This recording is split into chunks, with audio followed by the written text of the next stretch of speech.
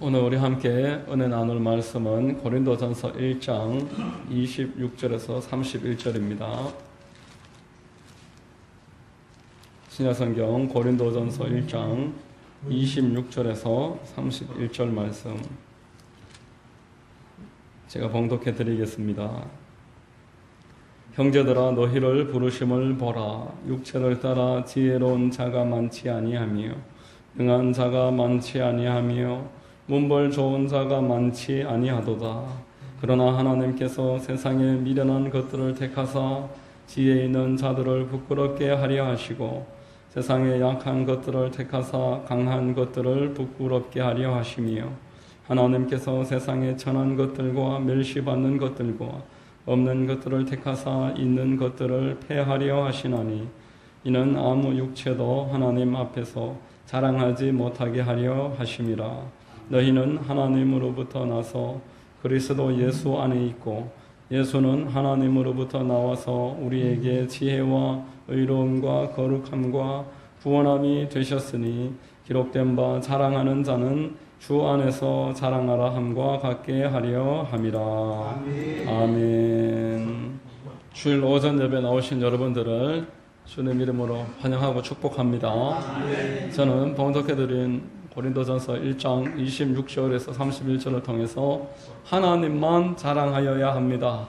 이와 같은 제목의 말씀으로 은혜를 나누겠습니다. 성령님이 큰 은혜 되어 주시기를 바랍니다. 여러분, 하나님이 세상을 창조하실 때 사람의 도움을 받지 않으셨습니다. 천지 만물을 다 창조하신 다음에 6일째 되는 날 사람을 지으시고 이 땅의 모든 것들을 그에게 위임하셨습니다. 그렇더라고 하나님이 손 다 트시고 완전히 떠나신 게 아니었습니다. 에덴 동산 한 중앙에 선악을 알게 하는 나무를 세우심으로 창조주와 피조물의 관계가 결코 변할 수 없다라는 것을 선포를 하시는 것입니다. 하나님과 사람의 관계는 창조주와 피조물로 관리자가 되어서 하나님이 기뻐하시는 일을 위해서 살아가는 것, 이것이 우리의 지금 위치입니다. 하나님은 여전히 이 세상을 향해서 이 세상의 주인은 나다 라고 선언하는 것입니다. 그런데 마귀가 이 땅에 사람들을 꾀기 시작을 했습니다. 하나님에게서 벗어나라. 너희들도 하나님처럼 될 수 있다. 하나님이 되어라. 자, 그리하여서 거기에 꾀임을 넘어간 사람들은 하나님 앞에 범죄함으로 말미암아서 하나님과 단절되고 말았습니다. 하나님과 단절된 인생은 하나님이 없음으로 말미암아서 합당하지 못한 삶을 살게 된다라고 성경은 말씀하고 있습니다. 로마서 1장에 30절에 보면은 그 합당하지 못한 행동의 중심에는 교만함과 자랑함이 있다라고 말을 하는 것입니다. 교만함과 자랑함, 마귀가 들어오고 자기가 스스로 하나님 되는 그런 마음을 가졌기 때문에 교만하게 되고 자랑하게 됩니다. 여러분, 사람이 교만해지고 자기를 자랑하는 것은 눈앞에 하나님이 계시지 않으시기 때문입니다. 요즘 스포츠 스타들 그 해외 뉴스를 보니까 축구만 하더라도 그 이적료가 상당히 비쌉니다. 1,000억대를 호가합니다. 네이마르나 은바페 같은 선수들은 3,000억에서 2,000억입니다. 이적료만 그렇습니다. 그리고 한국의 손흥민 그리고 김민재 이런 선수들은 400억에서 한 600억 정도.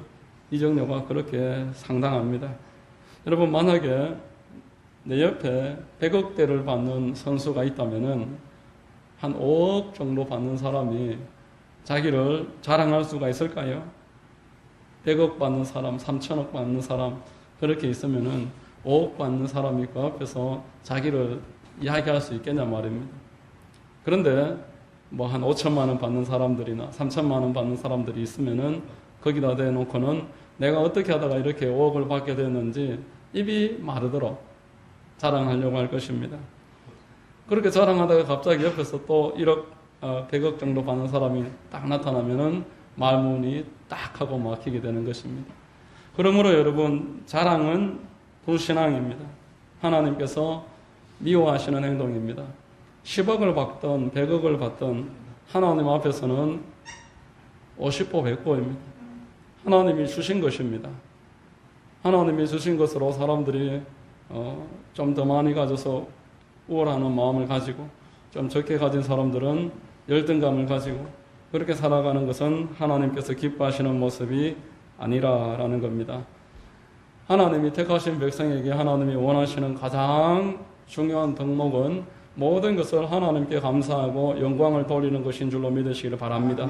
오늘 본문의 29절에 이는 아무 육체도 하나님 앞에서 자랑하지 못하게 하려 하심이라 말씀했습니다. 26절에서부터 육체라고 번역된 헬라어 사르크스는 사람을 말하는 단어입니다. 혈육을 가진 사람. 혈육을 가진 이 사람들이 하나님이 적절하게 부르셔서 사용합니다. 하나님이 때가 되면은 언젠가는 불러주셔서 사람을 각각의 자리에서 인도를 하시는데 아주 출중한 사람들도 있습니다. 아주 재산도 많고 외향도 뛰어난 사람들이 있습니다.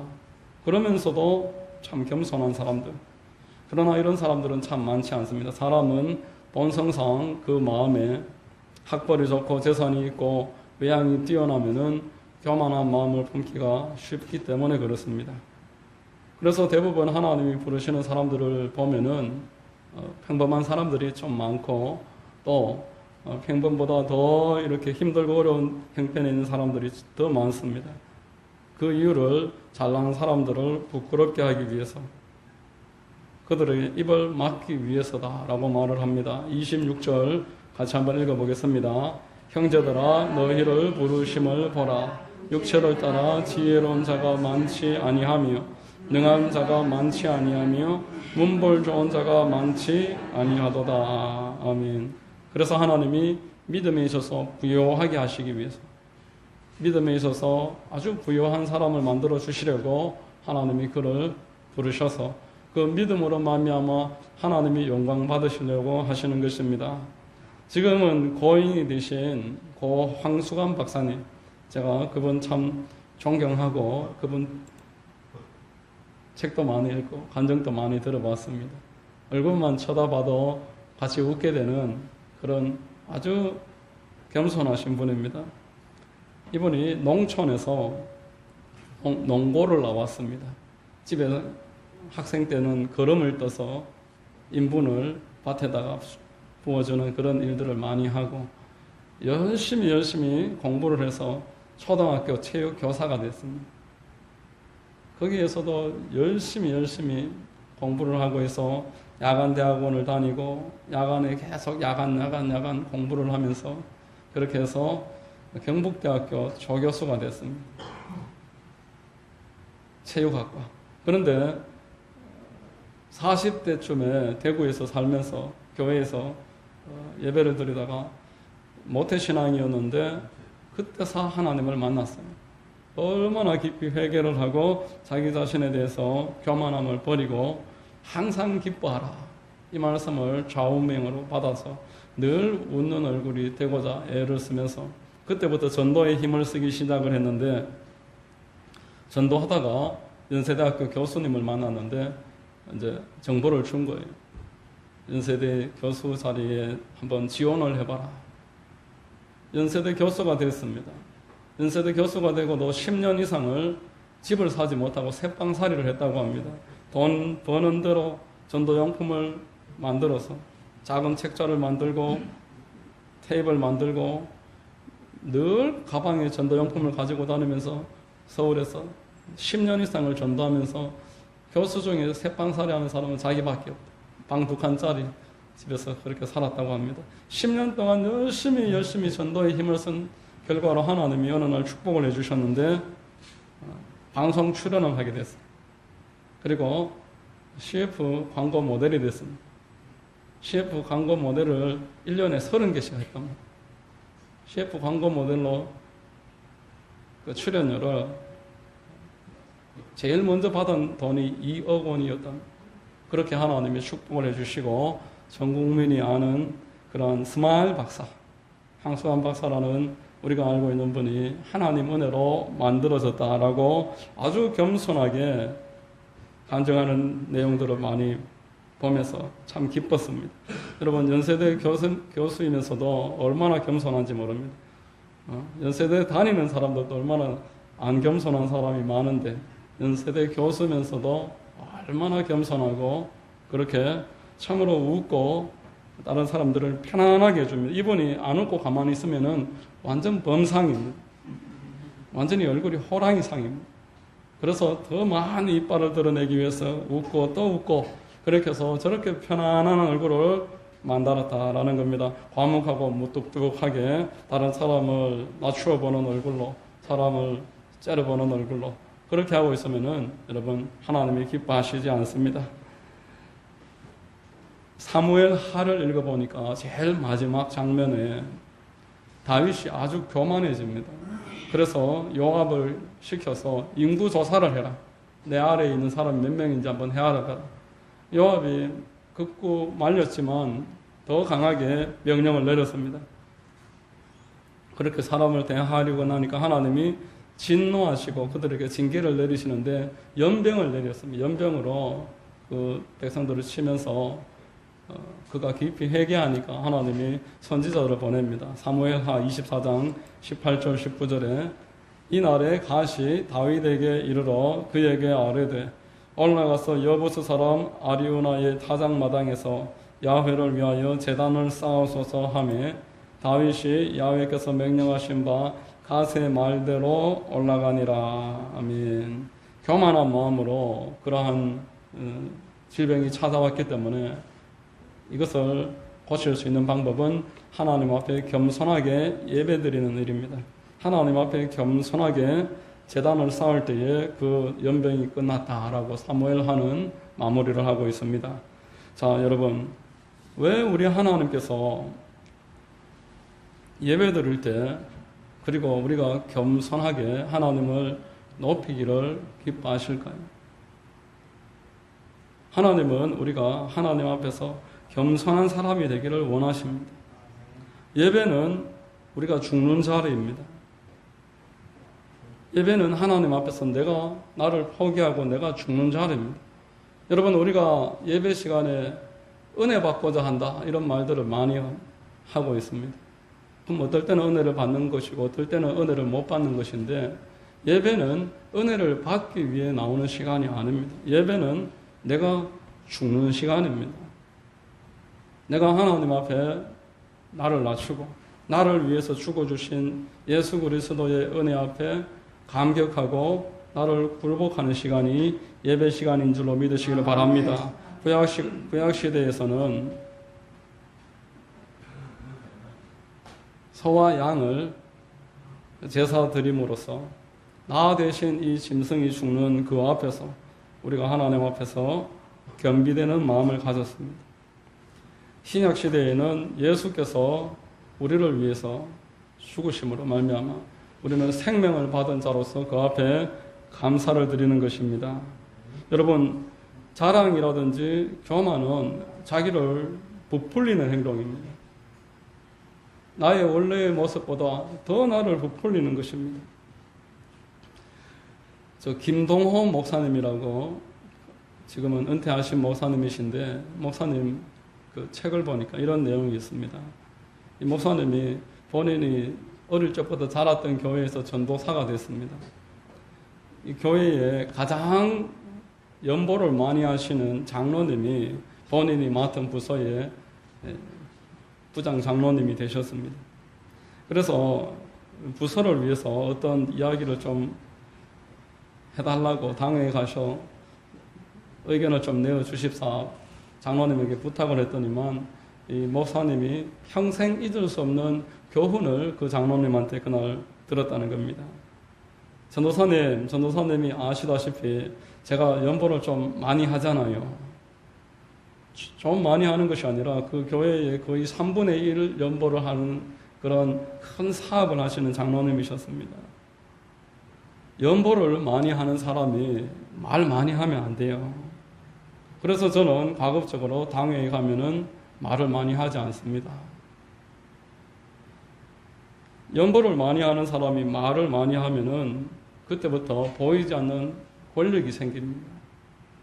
사람들이 그가 하는 말에 반대하지 않습니다. 그리고 의견과 달라도 그의 말을 따라줍니다.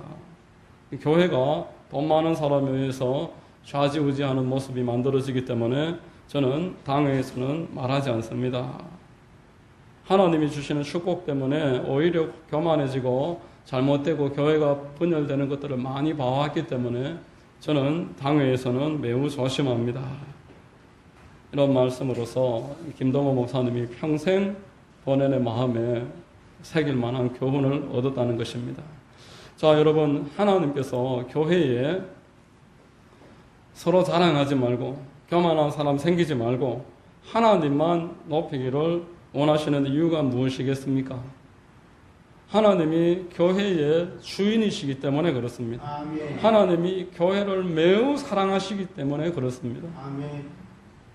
로마서 사도행전 20장 18절입니다. 사도행전 20장 28절입니다. 같이 한번 읽겠습니다.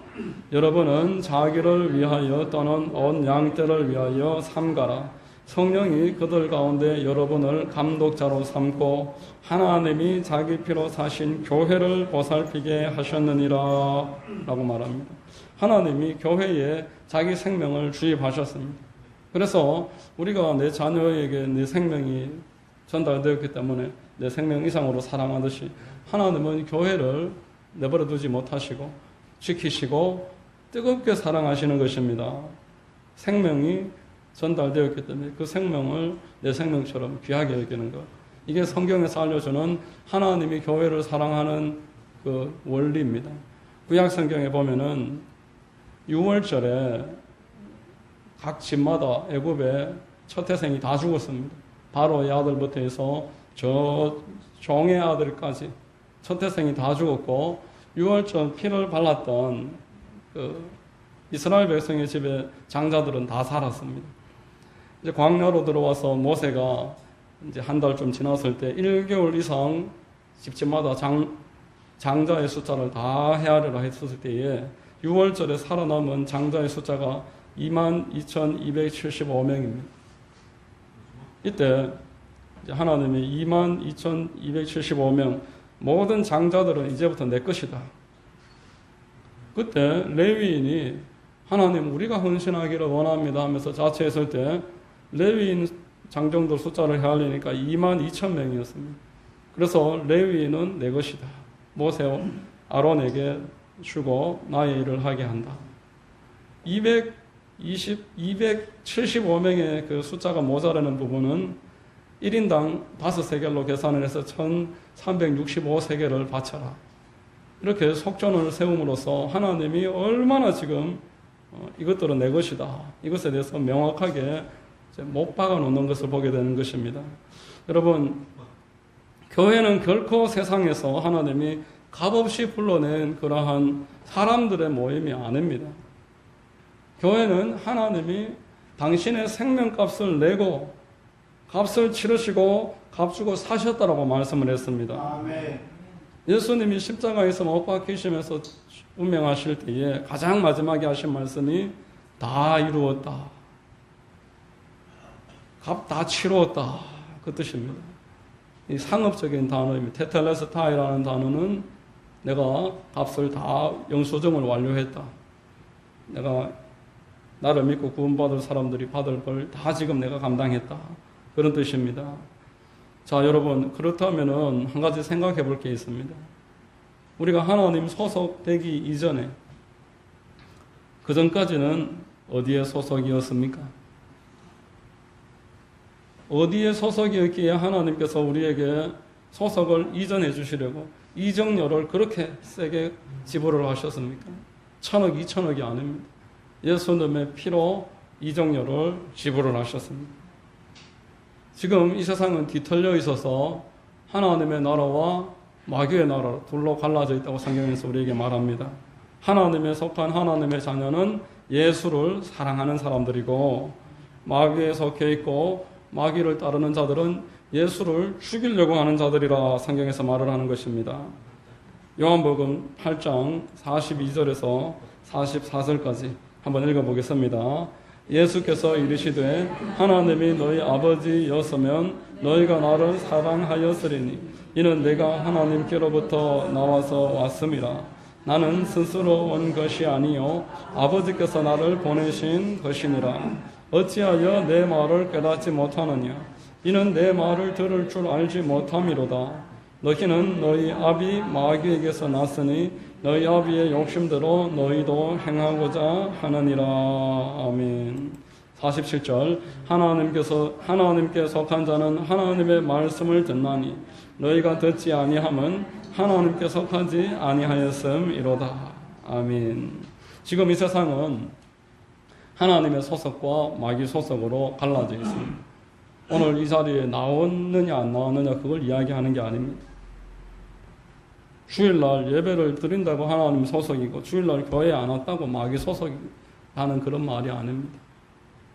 얼마든지 교회에 나왔다가 또 안 나오게 될 사람들이 참 많고 지금 교회 밖에 있더라도 앞으로 주님 앞으로 나올 사람들이 부지기수입니다. 하나님의 사람과 세상 바깥에 있는 사람들의 그 차이는 하나님의 말씀을 듣는 것에 갈라집니다. 하나님의 소리를 듣는 사람이라는 것이 아니라 하나님의 말씀을 따르는 사람. 아멘. 아버지께서 보내신 자 예수를 내 주인으로 알고 사랑하는 사람입니다. 아멘. 내 인생의 주님으로 고백을 하고 나 자신보다 예수님을 더 사랑하는 사람이 하나님의 소속인 줄로 믿으시기를 바랍니다. 하나님께 속한 자는 하나님의 말씀을 듣는다 라고 말을 하고 있습니다. 자, 오늘 본문 30절 우리 같이 한번 읽어보겠습니다. 너희는 하나님으로부터 나서 그리스도 예수 안에 있고 예수는 하나님으로부터 나와서 우리에게 지혜와 의로움과 거룩함과 구원함이 되셨으니. 교회는 하나님이 부르셔서 지금 그리스도 예수 안에 있습니다. 예수께서는 우리에게 지혜를 주시고 의로움을 주시고 거룩함을 주시고 구원함을 더해 주시는 분이신 줄로 믿으시기를 바랍니다. 그분은 성육신하신 하나님이십니다. 성육신하신 우리 주님께서는 지금도 당신의 몸된 교회를 사랑하시고 보살피고 있습니다. 그래서 교회는 예수님 한 분으로 충분한 줄로 믿으시기를 바랍니다. 자, 여러분, 근래에 있었던 이야기인데 우리 교회는 7년 전부터 매주 금요일이면은 이제 모여서 오전에 기도회를 하고 밖에 나가서 하만 일대에 다니면서 전도를 합니다. 6년쯤 전에 가야시장에 옥수탕이라고 있어요. 그 옥수탕 맞은편에 보면 주차장이 있고 컨테이너가 하나 있는데 그 컨테이너에 사시는 오시라는 아저씨를 전도하다가 만났습니다. 이분에게 전도를 했는데 이분이 한 사나흘 지나서 교회에 찾아오셨습니다. 그러면서 자기를 병원에 좀 데려다 달라고 하셨습니다.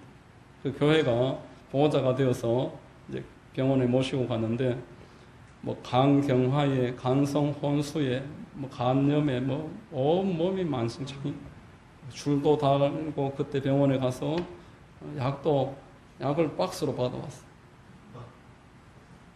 얼마나 이 몸이 많이 망가져 있는지 병원에 좀 데려다 달라고 해서 데려다 드렸고 가족과는 관계가 다 깨져 있었습니다.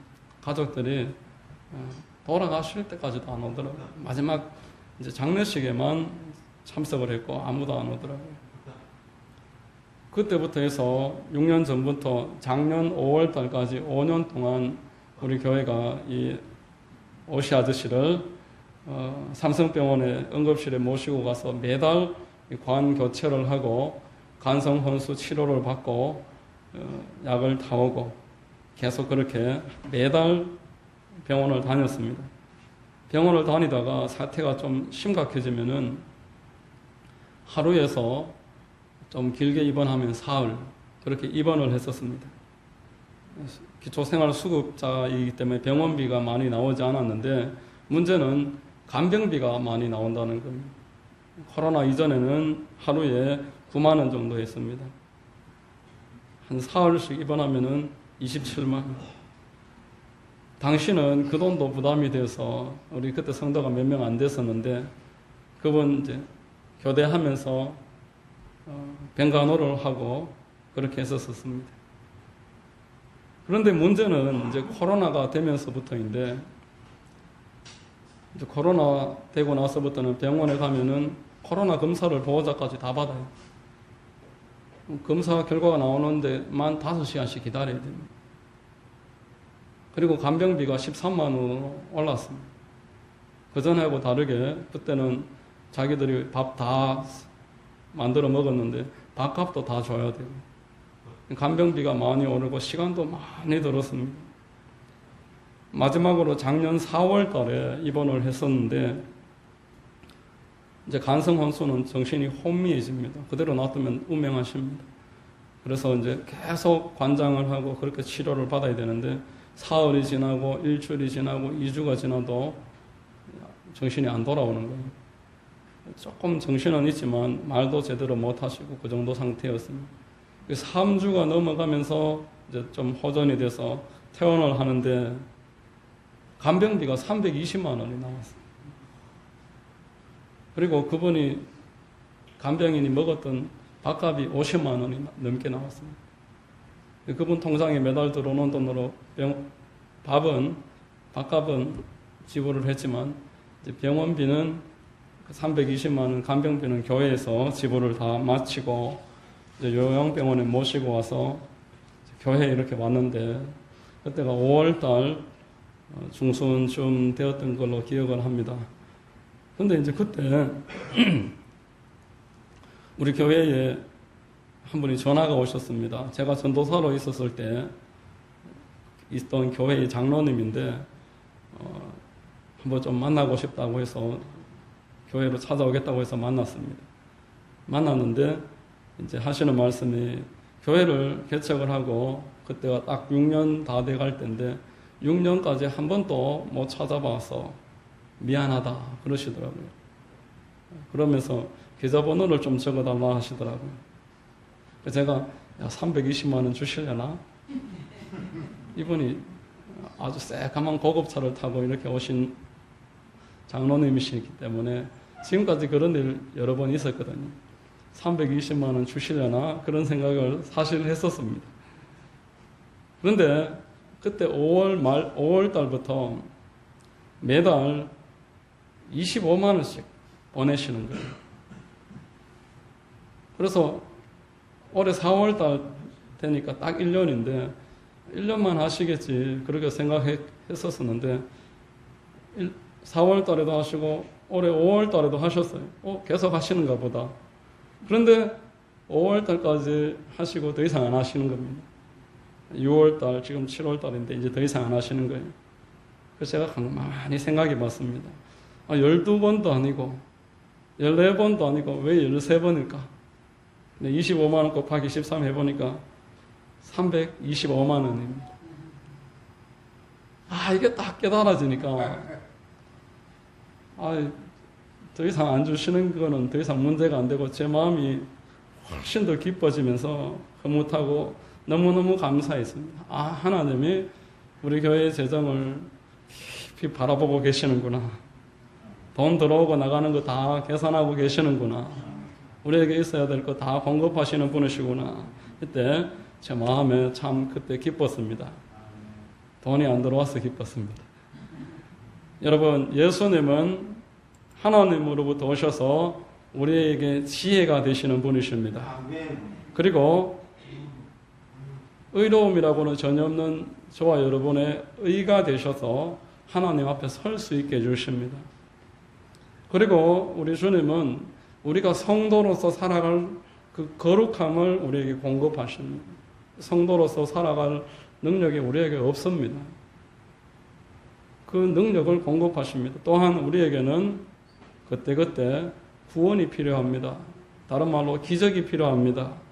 하나님의 개입이 필요한 줄로 믿으시기를 바랍니다. 하나님께서는 지금도 우리에게 이렇게 역사하고 계십니다. 병도 고쳐주시고 우리의 삶에 깊이 개입을 하고 계십니다. 그러므로 교회는 하나님만 자랑해야 되는 줄로 믿으시기를 바랍니다. 하나님만 높여야 되는 것입니다. 한번 따라해 보겠습니다. 나는 하나님 안에 있습니다. 나는 예수님 안에 있습니다. 예수님은 나의 지혜가 되십니다. 예수님은 나의 의가 되십니다. 예수님은 내게 거룩함을 주십니다. 예수님은 나를 구원하십니다. 여러분, 날마다 예수 그리스도 안에서 이 믿음의 선포를 하시기 바랍니다. 나는 그리스도 예수 안에 있습니다. 예수 안에 있다라는 것은 예수님이 나에게 지혜가 되신다는 것이고, 예수님이 나의 의로움이 되신다는 것이며, 예수님이 나의 거룩함이 되신다는 것이고, 예수님은 나를 구원해 주시는 분이시다라는 믿음의 고백입니다. 날마다 이 고백을 우리가 해야 되는 것입니다. 여러분, 우리가 세상에 묶여서 마귀에게 종노를 하고 살아가는 사람들, 그들 앞에 나아가서 예수님을 자랑하는 것, 이게 전도인 것입니다. 전도는 우리가 예수님을 자랑하는 시간입니다. 누구든지 예수님을 믿게 되면은 마귀를 대적하게 되고, 자기를 높이던 시간에 예수님을 자랑하게 되고, 하나님만 높이게 되는 줄로 믿으시기를 바랍니다. 아멘. 여러분, 지금 우리 주변에 우리가 복음을 전해야 될 사람들이 너무나 많습니다. 하만에도 며칠 전에 제가 가끔 가던 상가에서 그 상가 주인이 극단적인 선택을 했어요. 나 그곳에 자주 갔었는데 왜 강하게 복음을 못 전했을까? 얼마나 마음이 한탄이 되고 우울한 마음이 생기는지. 여러분, 우리 주변에 내가 예수님을 자랑해야 될 사람들이 너무나 많습니다. 교회에 가서 예수를 왜 믿어야 되는지 우리 한번 들어보자. 우리가 말을 하고 그를 데리고 와야 됩니다. 묶여있고 성경은 죽어 있다라고 말을 하는데 스스로 어떻게 나오겠습니까? 복음을 전해서 그를 풀어줘야 되고, 예수를 영접할 수 있도록 옆에서 독려를 해야 되며, 왜 회개해야 되는지 말해주고 회개하게끔 해야 되는 것입니다. 회개하지 않으면 지옥에 간다고. 한번 들어가면 영원히 나올 수 없는 지옥에 들어가서 영원토록 한숨과 한탄과 후회 속에서 고통받는 것이라면서 우리는 선포해야 되는 줄로 믿으시기를 바랍니다. 예수 그리스도는 우리의 자랑이 되시는 분입니다. 우리가 날마다 이 예수 그리스도를 자랑하면서 나의 지혜와 의로움과 거룩함과 구원함으로 예수님이 역사하실 것들을 기뻐하면서 바라볼 때 이런 일들이 더 풍성하게 일어날 것입니다. 이런 은혜가 여러분 모두에게 더 많아지시기를 예수님의 이름으로 축원합니다. 기도하겠습니다. 하나님 아버지, 감사합니다. 우리를 사랑해 주셔서 여기까지 인도하시고 예수 그리스도를 자랑하라고 오늘도 말씀해 주시니 감사합니다.